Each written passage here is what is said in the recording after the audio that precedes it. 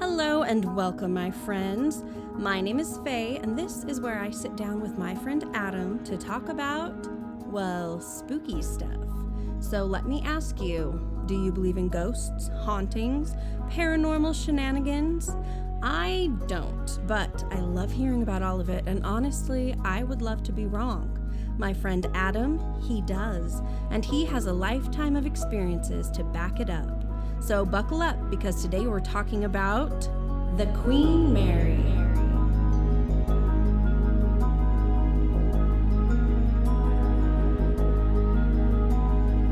All right, Adam, our girl, the Queen Mary. What can you tell me? Well, the Queen Mary is a luxurious ocean liner. The most luxurious ocean liner I've ever seen. Do you like to say the word luxurious? Luxurious. Did I say it okay? No, luxurious. Luxurious? This has gotten real dumb real quick.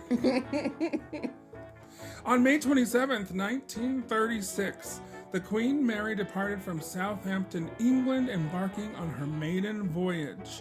She quickly seized the hearts and imaginations of the public on both sides of the Atlantic, representing the spirit of an era known for its elegance, class, and style. Yes, sir. And she was a big old boat. Ahem, ma'am, I believe the correct term is ship. We use the word ship when describing the QM. That's how the locals in California refer to her. My apologies. The QM. She's a ship. Yes. This ship, by the way, 1,019 feet long and over 136 feet longer than the Titanic. And yes, they were built by the same people, and they look very, very similar. Cool. So this ship, it's a ship. It had 5 dining areas and lounges, 2 cocktail bars and 2 swimming pools, a grand ballroom, a squash court, and even a small hospital. So it was big enough to keep, the upper and lower classes nice and separated. Oh, yeah, they definitely had the first, second, and third class on this ship. Very important. Very, very fancy. Oh, something I absolutely loved. There's a legend behind the name of this ship. Have you heard of this? Well, I know who the ship was named after, but please tell me the legend. Yeah, so legend has it that the board of directors of the people who built this boat, they actually wanted ship. I'm sorry. Oh, Ship. yes. They wanted it to be named the Queen Victoria because all of the ships in their line ended in IA. So they were going for this theme. And so they went to King George because they had to ask him for his blessing on the name. That was what they did back then. And it said, this is the quote, "We have decided to name our new ship after England's greatest queen," meaning Queen Victoria, the king's grandmother, upon which the king is reported to have said, "My wife will be delighted that you're naming the ship after her." His wife, Queen Mary. Ooh, girl, that's shady. I mean, really. I loved it. I love I it so love much. it too. Okay, I didn't realize that story. Pretty neat stuff. Sassy. Just real sassy. Okay, so it was the fastest ship that had ever, of this size, that had ever been built. And it was so classy. People loved this. Even if you were on the third class on this ship, you were traveling better. Their third class accommodations were better than most any other ship's first class. So when we say first, second, and third, they were still pretty fancy, especially for that time. And back then, this was before Pan Am, y'all. So you did travel by ship. You didn't go by jet airplane. No airplanes. Some of the people who went on the ship, Bob Hope, Clark Gable, who I feel like pops up in everything. Where was Clark Gable not? Is everywhere we talk about. He's Everywhere. in every story. The Duke and Duchess of Windsor, Winston Churchill, went on this. Winston Churchill signed some very important papers on this ship. So cool. But yeah, she had the speed record, and she held it for like 14 years. Yes, in fact, this ship was so fast that she sliced right through another ship during the war. Oh but my we'll gosh, talk about that in a little bit. Well, let's jump to the war. So she was luxurious, all of the stuff, and then World War II came along. That's right. So in 1939, They docked the Queen Mary, and that's going to be the last time she would carry civilian passengers for years. So as World War II started, they began transforming this ship, and she was painted gray because that was how you did it back during the war, so you wouldn't be seen by the others. Stealth.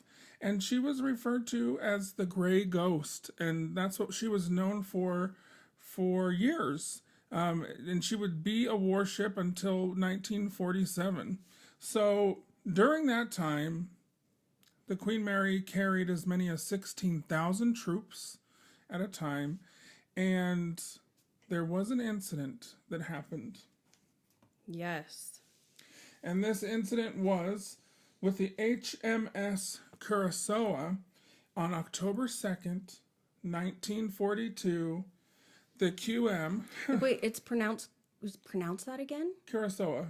I would not have pronounced it. I'm so glad you What know would how you that have is. said? Like Curacao. Ooh. Super close. Yeah, that's pretty close too. Curacao. I would have butchered that.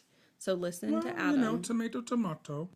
Anywho, on October 2nd, 1942, the HMS Curacao was performing its zigzag pattern on the ocean in front of the Queen Mary. Do you know? It was like a diversion tactic. So that the bigger ship that had all of the soldiers and all the things that they needed would be protected by the smaller one if there were any missiles. Stuff like that. Yeah, and I guess it was foggy that day, and the Queen Mary got too close, and the hull of this ship just crashed right through the Curacao, slicing it in half. And it killed 337 servicemen on that other ship. Terrible tragedy. Absolutely awful. I mean, the Queen Mary had to be repaired because it actually did a huge hole in the front and it was filling the ship with water. And there was a tour they used to give, a haunted ghost tour of the Queen Mary, where they would take you to the hole and show you where it was patched. Yikes. And they say that you can hear the screams of men periodically in that section, replaying the accident over and over to this day. I mean, it makes sense because all of them drowned. The Queen Mary didn't stop. It couldn't. No, she couldn't stop. It was too unsafe. Yeah. But she did need some extensive repairs. Yep. It would have compromised all of the soldiers, thousands of soldiers on the Queen Mary. So they just had to go on and let all of those men drown, which is terrible. Terrible. And there's so many other stories during the war that are kind of crazy like that. But I want to talk about... Oh, wait, really, really quick. What? Okay, so it's rumored that Adolf Hitler offered $250,000 to any submarine captain who would successfully sink the Queen Mary during the war. That is true, yes. I love that. So fun. Dang you, Adolf Hitler. Well, enough about the war, because I want to talk about the glitz and the glamour of this ship. AKA all the death. Hey, calm down. I work alone, okay? But on July 21st, 1947, the Queen Mary resumed regular passenger service across the Atlantic and continued to do so for almost 2 more decades. And now, because of Pan Am, like I was saying, and the popularity in air travel, by 1965, the entire Cunard fleet was operating at a loss. So they decided to retire her and sell the legendary Queen Mary. So on October 31st, how appropriate, Halloween night 1967, the Queen Mary departed on her final cruise, arriving in the port of Long Beach, California on December 9th, 1967. And she's called Southern California her home ever since. Amazing. And now the Queen Mary is a floating hotel, attraction, an event and wedding venue. I almost got married on the Queen Mary. Did I tell you that? No. It was so expensive. I bet. They wanted $10,000 for 20 people. Holy crap. But you know what? It's because it's actually voted one of the top 10 most haunted places in America by none other than Time magazine. Oh, it is. It's the most haunted place I've ever visited. I can tell you that without a doubt. Really? It still gives me chills when I think about it. I've never had a place simultaneously take my breath away and scare my pants right off. Like the Okay. Queen Mary. So tell me a little bit about like your first, because Adam's been there, guys. I don't know if we made that clear enough. Oh, many So times. he's been there, seen it, done this. So tell me about your first time, like seeing it and being able to go onto the ship. Well, Faye, it's kind of funny because I grew up half of my childhood in Southern California, and I always saw the ship and always knew about her. But it wasn't until a little television show called The Ghost Hunters started to get popular back in 2003 that I kind of began working with people who worked with them, and I was invited to a conference on the Queen Mary in 2004, in January of 2004, and that was the first time I ever got to go aboard. I was there with my paranormal group. We were investigating, and we were mingling with other paranormal investigators from all over the world for about a 4 or 5 day conference.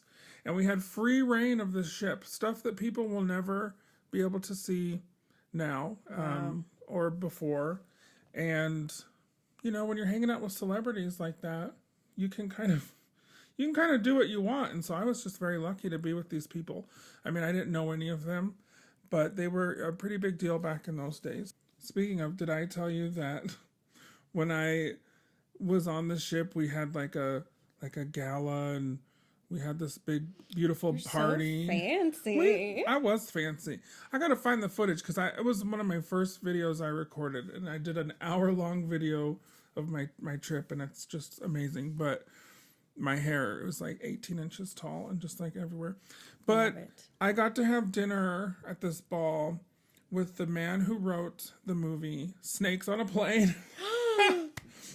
Do you know that movie, Snakes on a Plane? I'm tired of these Anywho, I remember I was drinking a lot that night, and I did ask him, why did you write this movie? How did this come about? And how did it ever become a movie? I don't remember what he said. Something to the effect of like, he was bored. Like, I'm pretty sure that's kind of high. Maybe. No, I don't know. He was like, he just seemed like the kind of guy who like opens up a vape shop just with their parents' money. I don't know. I can see that. It was just a weird night. Such a weird night. But I digress. So back to the ghosts. Yeah, when did it start getting creepy? What happened? I remember, I will never forget this, but we were put off in little groups, and I was with some of my team members. I think there was maybe 5 of us, and we were just exploring the ship. I didn't know the layout at this point, but I remember being attracted to a room at the front of the ship. I had a weird feeling about it, so I asked my team to go with me. I didn't know at the time, but this room was the 3rd class ballroom, also known as the Martania room. Martania, named after one of the ships in the fleet, like the Martania, the Britannia, and IA.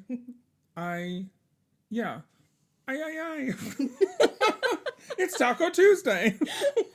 Oh gosh. Shoot. So the ballroom.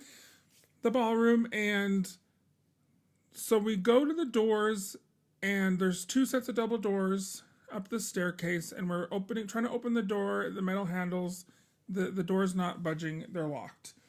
And we were just kind of like, okay, well, I guess we can't go in that room. And we turned around to go back down the stairs, and then we hear a click. And the door unlocked itself. And there was no one in this room. There was no way that door just like opened itself. But I took that as an invitation to go inside. I take it as an invitation to walk the other direction. And this was in the early years of me investigating, and I at that point had still never seen naive. I was young and naive, but I hadn't seen a ghost, that wasn't stuff as a child. So we enter the room. At the time, I didn't know the name of the room, but there were just cases along the wall with trophies. So I called it the trophy room at the time. It was a very small room with just a little dance floor in a far corner, and then there were portholes that went all the way around that looked out onto the bow of the ship, like where, like, Kate. Okay, I was gonna ask. So it's the Yes, Titanic like moment. the Titanic moment, looking out onto that. Beautiful. I can picture it. And this is the most forward room in the ship. I remember we immediately sat down in the middle of the room, huddled together on the floor, just with our equipment. We weren't scared or anything, but we got our equipment out, our EVP, voice recorders, EMF detectors, cameras. And right as we sat down, things started to happen all around us. We started to hear sounds. We started to see shadows. And the shadows were of people. You could see their heads, and we had thought there were people walking around the outside of this little ballroom because Right. you can walk out onto the deck and go outside. The windows. Yeah. But when we looked closer, I could tell that these shadows of people moving around were actually inside the room with us. And they were kind of just gathering around us.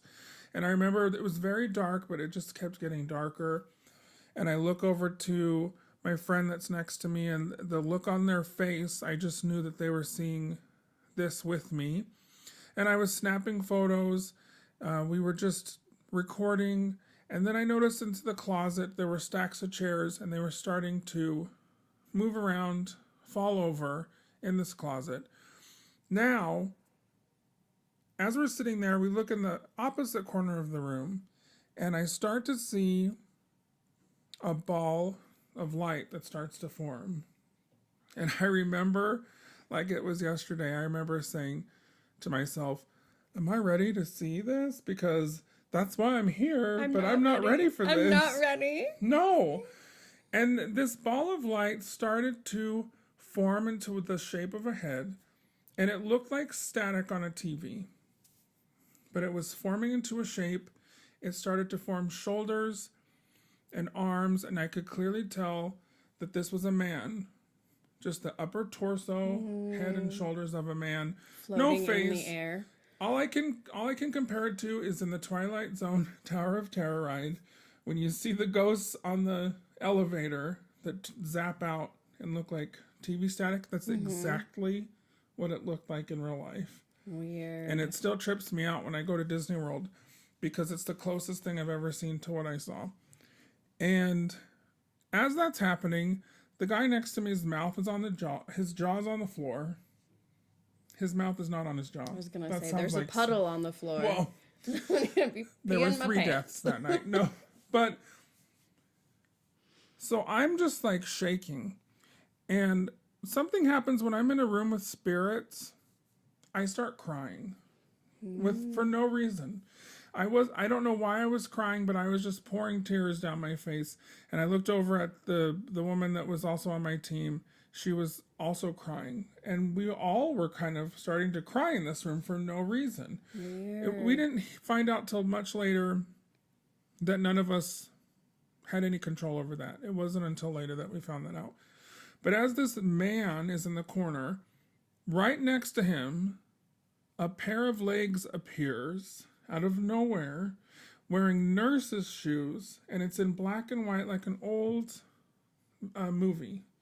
And it's staticky, and the legs are jerky, and they're moving in place like they're walking. It's definitely a nurse, but it's only the bottom half. Weird. So you've got the top half of a man that's staticky, but then you've got these pair of legs in nurse's shoes that And he definitely wasn't cross-dressing. he wasn't. They weren't. They were next to each other. So at that point, we could see the shadows moving even closer. So we all kind of decided to stand up together, kind of huddled together, and we just kind of walked out of that room. And as we're opening the door to run out, because we were, when this kind of stuff happens, the best thing to do is to not panic and not run. Because if you do that, it makes everything so much more worse. So when I see something like that, I either go and run towards it, or I have to be very calm Yeah. and walk away. So we calmly got out of that room, And here's the weird part. Well, and being your first experience, like your first real experience with this, Like like a there's no way you documented. could be prepared. No. I had no idea what I was going to have happen on this ship, but things happened every single day and night on this ship to me in my room, in the common areas, and we go outside of this room and we all are just like, "Can you believe what we just saw?" And to us, it had only been maybe 5 minutes, Yeah. because it happened so fast. But when we looked on our watches, we had missed over 45 minutes of time. Wow. We were in there for almost an hour, Wow. and none of us had any clue that the time went by like that. I can't explain it still. Okay. It was the weirdest. I have two questions. First, when the feeling in the room, when you started feeling like or seeing the shadows, right? Was it a feeling? Was there any feeling of like nervousness or, I mean, obviously you're going to have some anxiety with that, but was it like a dark feeling? Did it feel angry or were they just Yes. there chilling? No, it felt very angry. So like oppressive, And not a happy room. it felt exactly like I was just in the middle of a huge room and there was just a mob of people surrounding us. And they were all looking right at us, but we couldn't see their faces. They were just shadows. Yikes. Okay, second question. So you saw this gentleman's torso, and I'm really intrigued by the fact that you guys were crying. Do you feel like that was a personal, physical response, or do you feel like there's potentially something in that room that had like great sorrow? Like, do you feel that the man could, like, there was a loss or that something could have been coming, an energy from the room itself that would make you guys feel that way? I'm still not really sure, but I've had this happen dozens of times over the years. And it's whenever there's something about to manifest in front of me or something serious starts to happen as far as a haunting, I'll start crying for no reason. And a lot of people I've talked to over the years, other investigators, they say the same thing happens to them and they have no idea why it happens. It's Yeah. just all the energy around them and it causes a change in their emotion.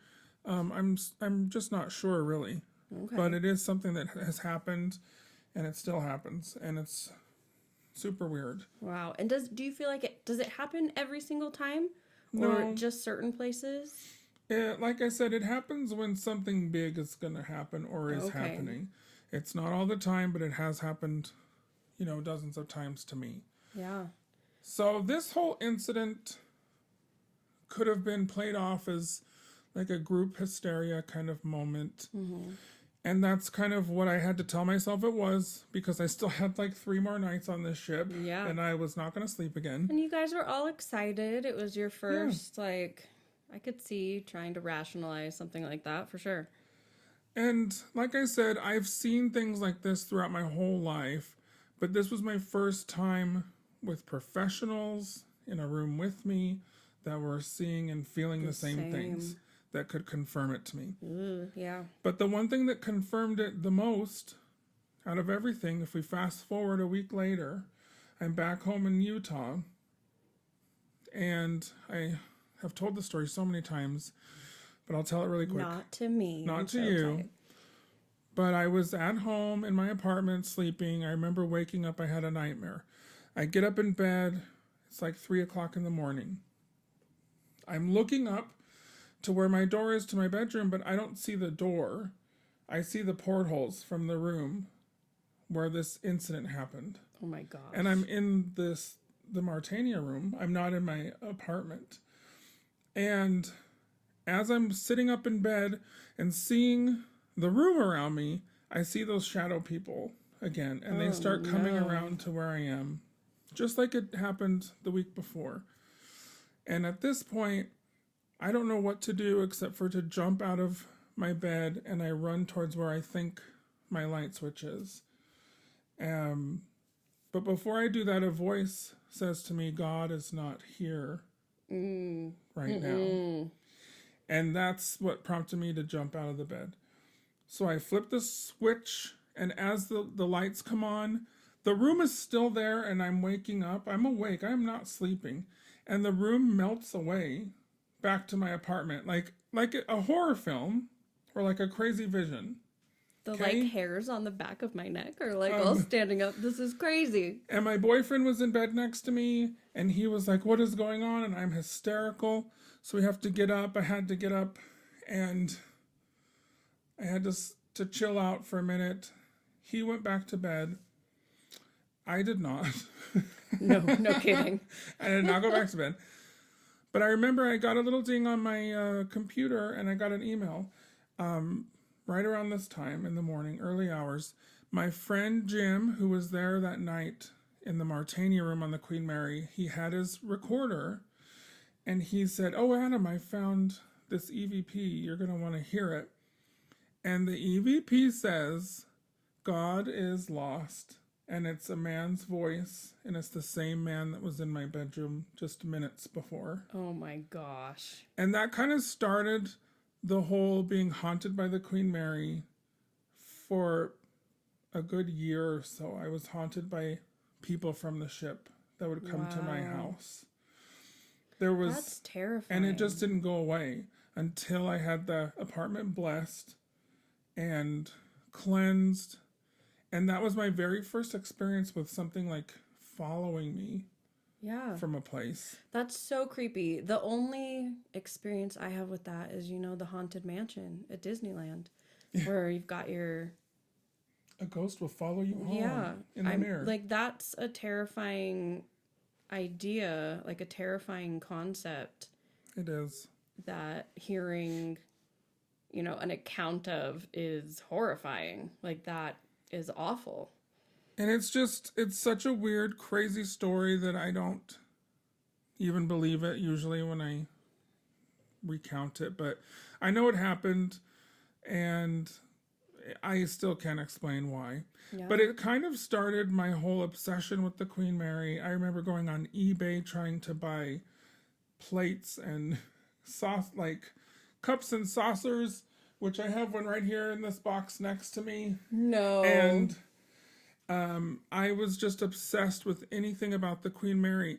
And I don't know your thoughts on reincarnation or whatever, but something came over me when I went on that ship the first time, and it was like I had been there before and lived on this ship before and had a whole life. Crazy. And it's like, I told you I didn't know anywhere on the ship, but after like being there just for a day, it was like I knew it on like the back of my hand, and I just felt like I had been in all these rooms before.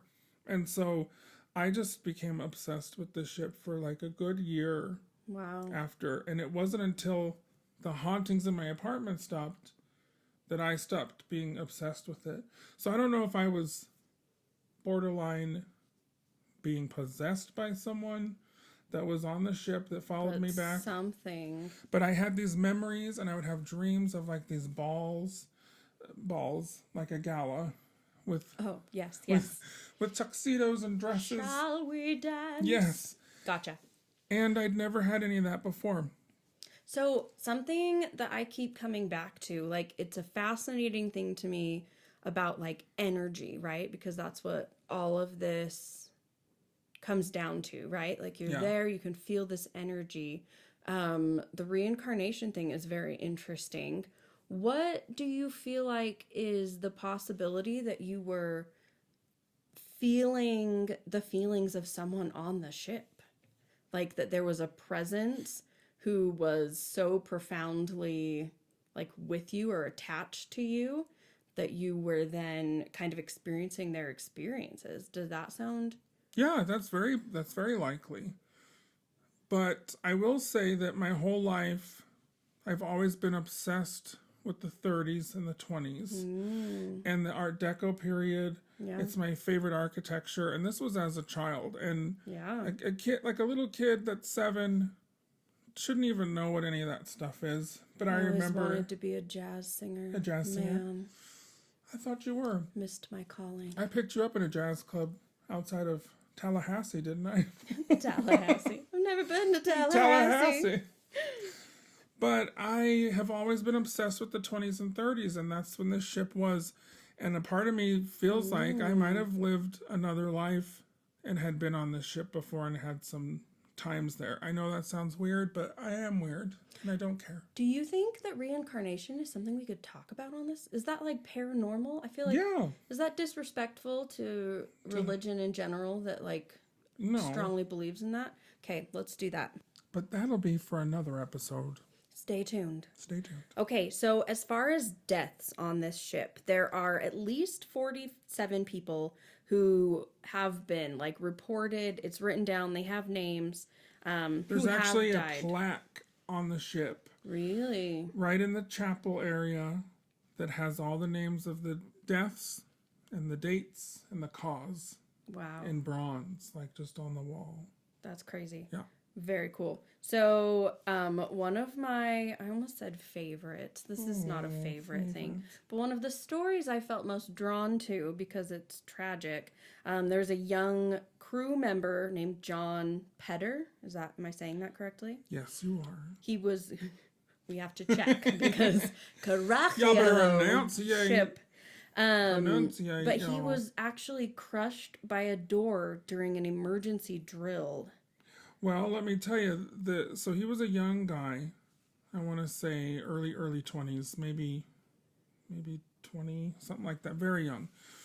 Back then, the boys, they would play this game of chicken, and the watertight doors, when they would close, they were on a mechanism and it didn't go super fast. So they would play this game of hopping back and forth between the threshold, this chicken game. And that is what he was doing when it happened. He was going back and forth, jumping in and out of the doorway, and he got stuck. And he was crushed to death. And this is a true story. This really happened. And this is down at the bottom of the ship. And, you know, there have been photos taken of dark shadow figures of a man.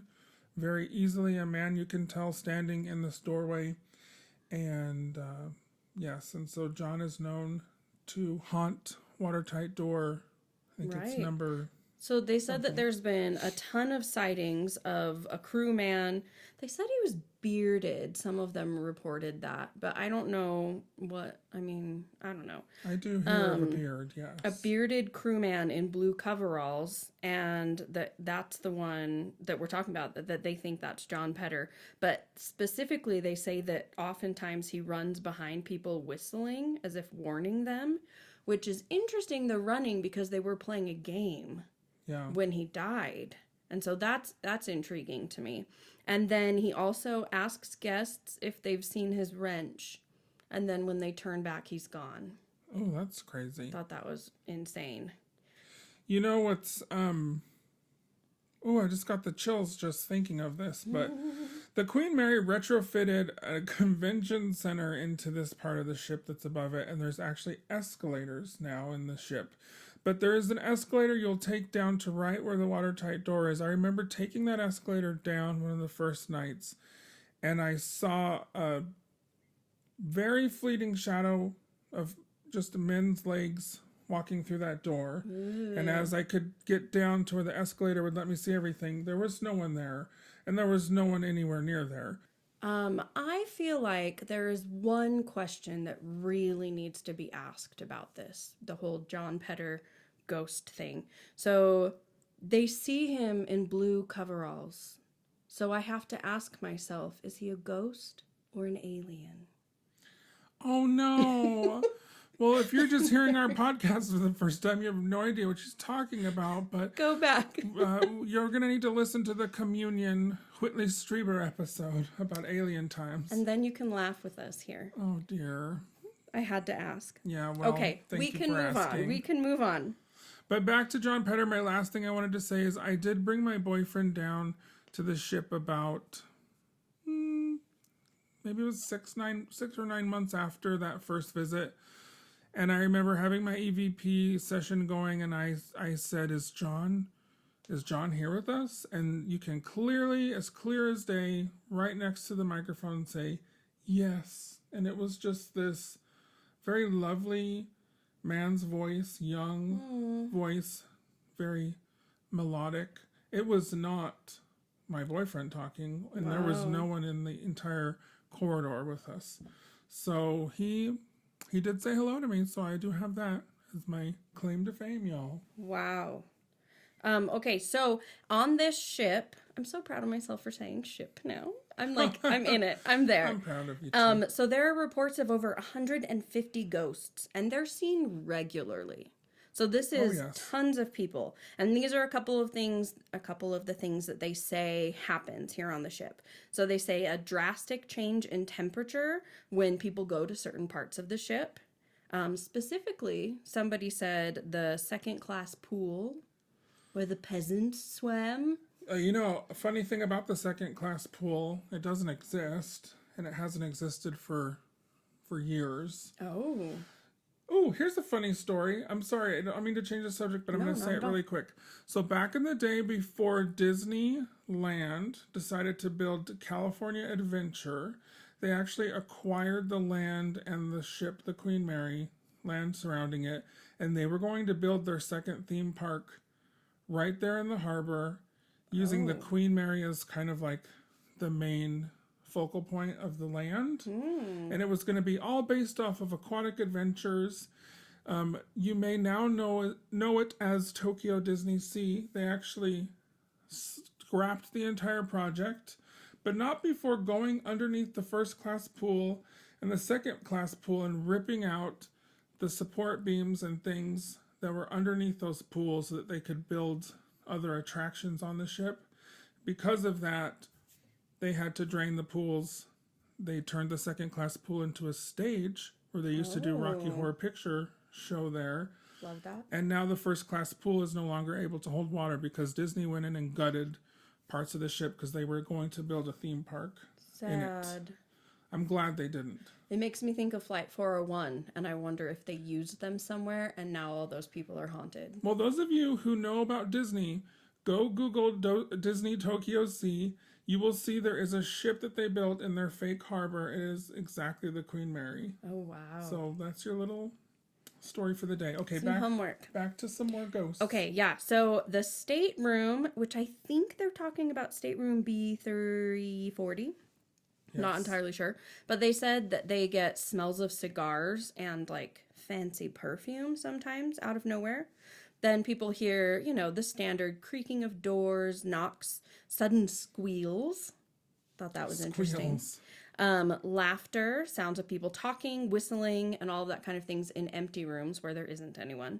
And then this one was creepy. Wet footprints on the floor near the first class swimming pool when no one's around. And if it's not even a pool anymore, like that to there's me, no water. That's crazy. And the first class pool, back to the first class pool, that is probably the creepiest place on the entire ship to me. Really? It is a place that I still just get shiver me timbers when I think about it, because back in the first class pool there are changing rooms, and it's just a long corridor. Just imagine dozens of doors just on each side. I'm there. And I have a thing when I'm investigating, if I'm going down a hall with tons of doors and they're open, it scares the crap out of me. But I've determined that this back area where the changing areas is like a portal. And that's what every psychic I've ever brought there has said. That's what I thought immediately. And you can just feel the energy just like a whooshing in and out of these doorways behind this pool. Weird. And then, of course, the pool's haunted by a little girl named Jackie that drowned.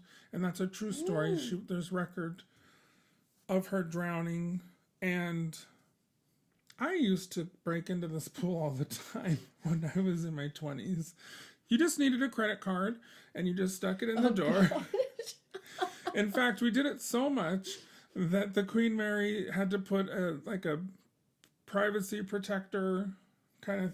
That sounds like fix a lock, like a different kind of. They had to put a piece of metal over the crack area so that you couldn't stick a card in there anymore. You hooligan. But we never did anything but take photos and record EVPs.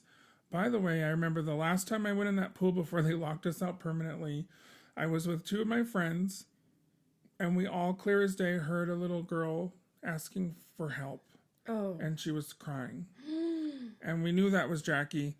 There were no little girls in this pool at 2:00 in the morning. And I still just get, it's so eerie. If you ever can Google photos of this pool, it's the creepiest freaking pool. Man. I love it. Love it and hate it. Oh, that's really creepy. I hate the idea of like a child drowning and you can't like forever. Ugh, I hate that. Okay, speaking of children, they hear children crying and laughing in the third class playroom nursery a lot. Funny thing about the third class nursery, it's actually now used to store all the liquor for the bar. And I remember a bartender telling us one night that he had just heard kids giggling when he went back to grab some booze for me, because I close them out sometimes over there at the observation deck. All those kiddos getting wasted. Yeah, isn't that funny? Ghost babies Ghost kids drinking. in the liquor room. So we there have you laws go. against that now. There you do. And you know, the Queen Mary, just name me a room right now, I will tell you a story. Every single room and area on this ship has a ghost story. Yikes. Yeah, so I'm actually very curious. There's a stateroom specifically talked about lots of places. It's called B340. And I know that there were 3 third-class rooms that were combined to make this larger room. And as soon as they did that, people started reporting all kinds of crazy things. Well, there's so many stories about this room, so much folklore, because the room was not used for a stateroom ever. The entire time it's been docked in Long Beach until just the past 5 years.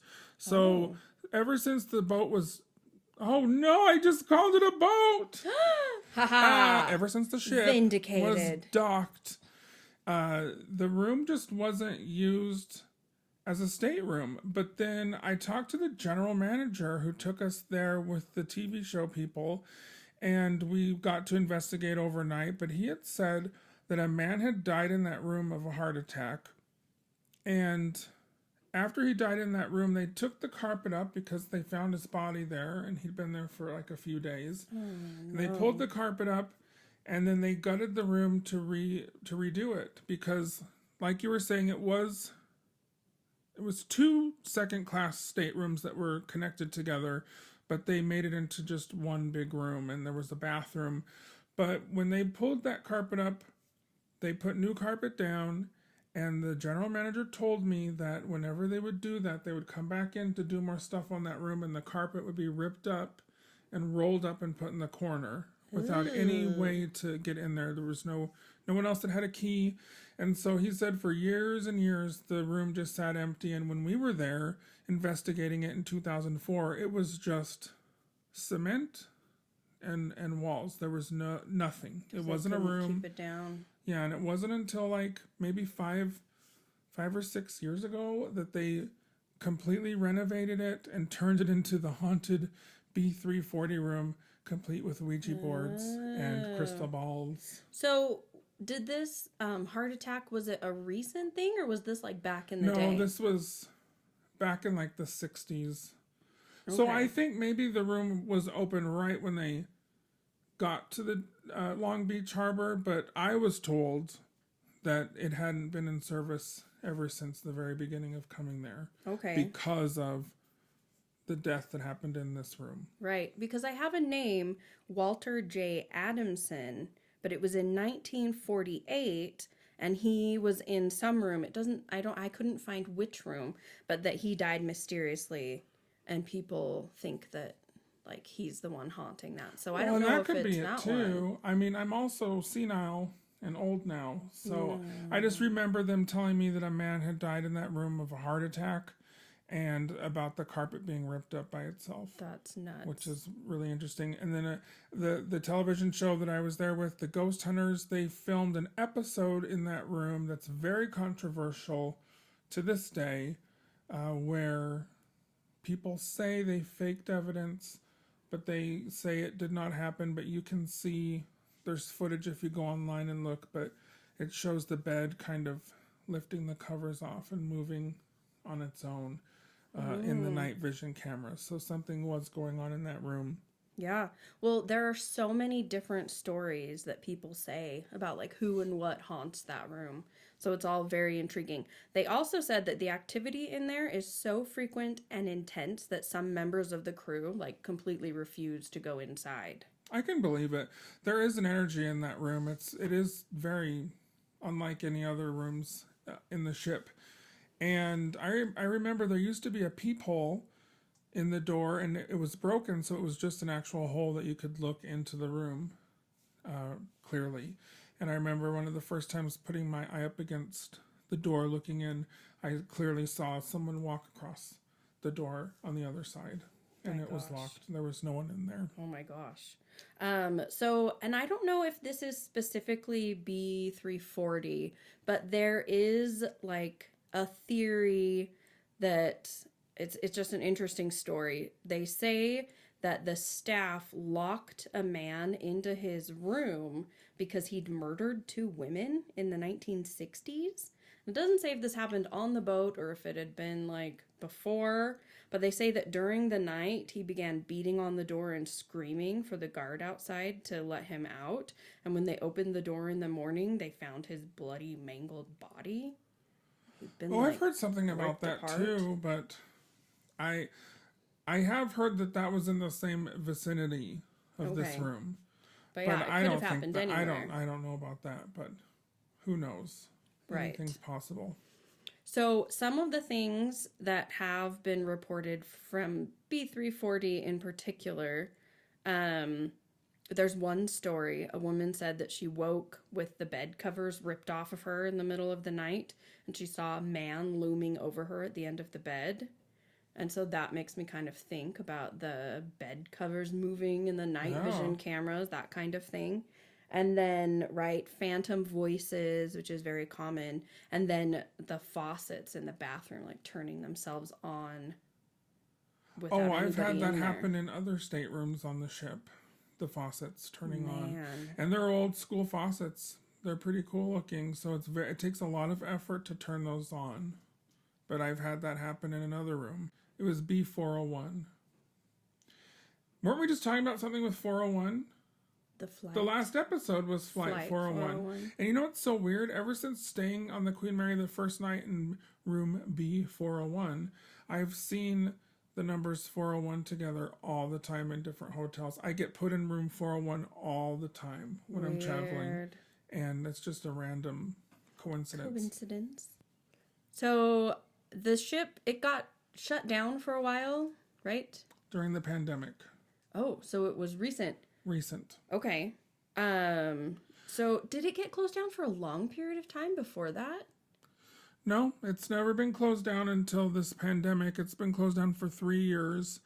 They've been fixing the ship for years extensively. Gotcha. Down there were Mr. John Petter, and below that there used to be an area where they would do concerts. That whole bottom is just disintegrating into the ocean because, an 87-year-old ship is not meant to just be sitting in salt water like that. So last I heard, it required somewhere around like $289 million or so worth of repairs.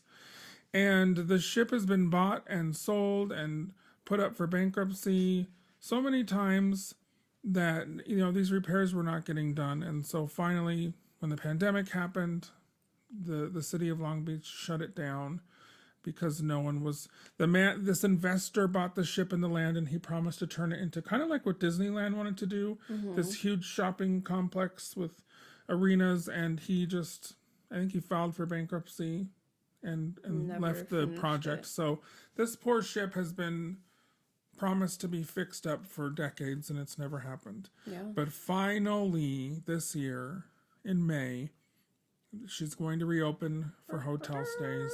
Exciting. And I will be going this year. And we will do a follow-up on this after. Because there are so many more stories. We could spend an entire another hour talking about the Queen Mary, but we're already getting close to the end here. So do you have any final thoughts? Any other last little stories you want to share with the folks? Absolutely. And this might be the most important one, so it's good to end on it. Jack and Kelly Osbourne spent the night there. Oh, they did? Yes. As in son and daughter of the Ozzy Osbourne. Never heard of him. What? Anyway, continue. No continuing. Do do do do do do do do do do do do do do. Is he the one that ate a bat? Yes. Yes. Oh, well, yeah, I'm on board now. Going off the rails on this crazy haunted ship. That's a negative. No? Come on. I know my rendition of Crazy Train was really impressive just now. Listen, if it's not Earth, Wind, and Fire or like Chicago or... Do you remember? Yeah, then I don't know it. So. Okay, I respect you. I respect myself, thanks. Good. Well, it's time to take this ship back safely into harbor and Cute. bid a farewell to this beauty for now. Now, Faye, I want to ask you because I always tend to ask you this at the end, but what are your thoughts? Do you believe or do you not believe? That is the podcast. And I am very happy you asked because I want everybody to know that